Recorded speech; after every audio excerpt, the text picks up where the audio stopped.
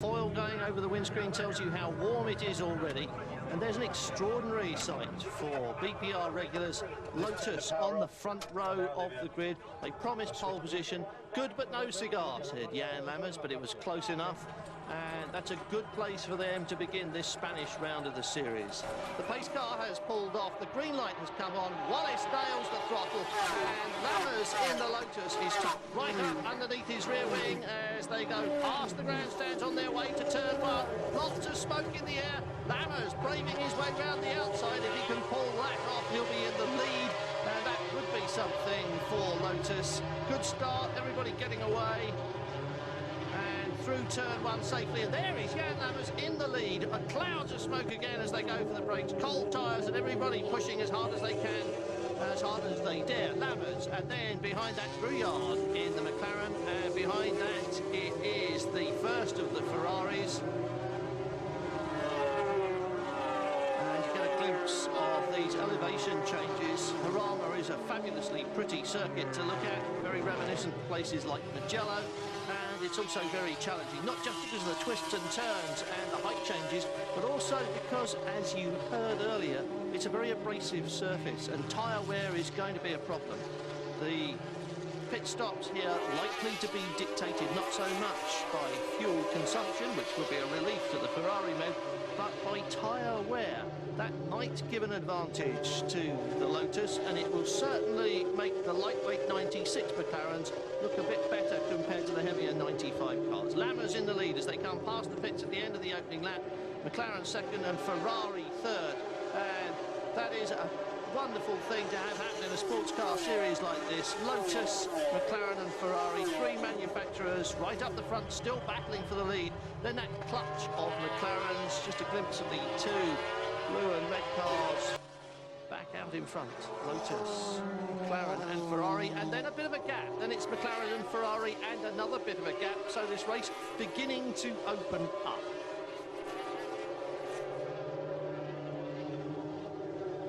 These three tied together pretty closely, and it looks as though Jan Lammers is coming under.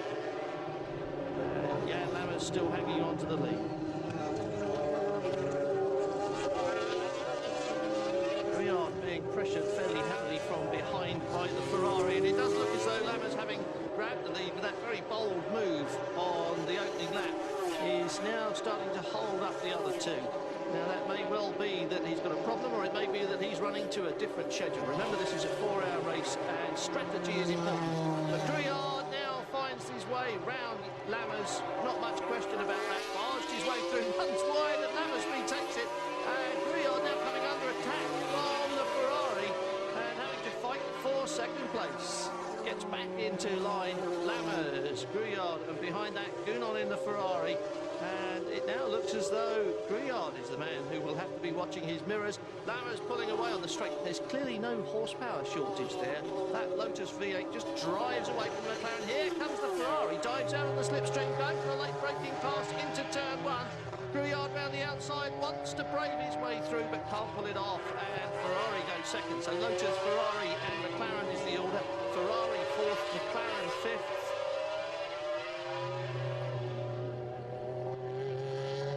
Let's see whether the Ferrari can find a similar opening in the Lotus defences.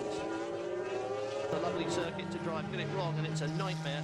The Ferrari men say that driving with turbo lag makes it a nightmare regardless of setup. And here we come up on the first of the tail enders, and the Venturi, lots and lots of troubles in qualifying during its first race, but made it to the start line and plugging on. Lammers comes under attack down the inside, and through goes the Ferrari. Well, there wasn't much doubt about that. Almost as though Jan Lammers knew it was coming and moved over to make the room. Certainly left that door wide open. Ferrari leads now in Spain. Lotus second and McLaren third. Lots of traffic coming up. That could change the picture.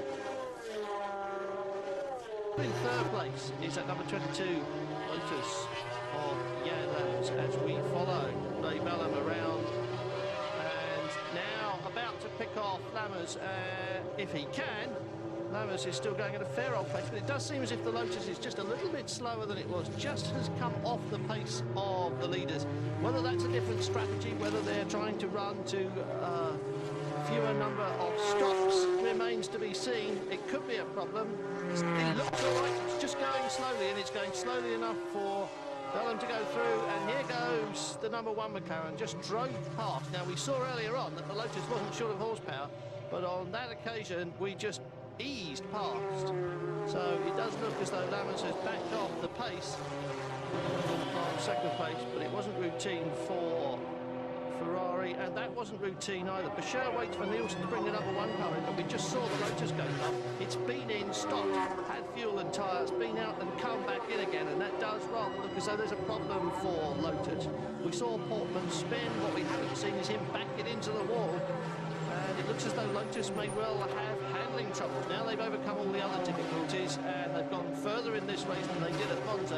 It looks as though new problems are asserting themselves to leadership, and that confirms what we thought earlier on. That is McCarthy having brought the number 22 Lotus back into the pits after taking over from Lammers with a handling problem, and the drive shaft is at the root of their handling problem. And the other car out after a little tussle with the wall. Things not going Lotus's way despite the promising start. In Italy, the Lotus team had all insisted that the power circuits of Ricard and Monza didn't provide a clear indication of their car's potential.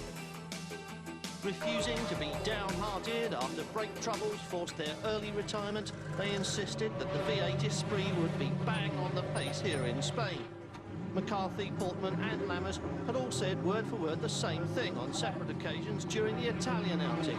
Barring mishaps, Lotus could be on pole at the 3rd round of the series. At the time, that seemed a trifle optimistic, but the optimism was backed up by solid testing performances at Snetterton.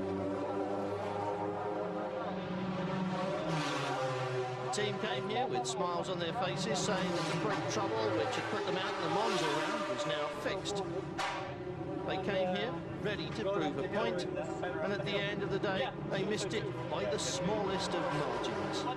Just a few hundreds, but that's racing. I think we're close enough to make our statements look sensible, but you have to be lucky with that too. Everybody worked really hard. I'm very, very pleased for the team that this is like a half-time and that was okay.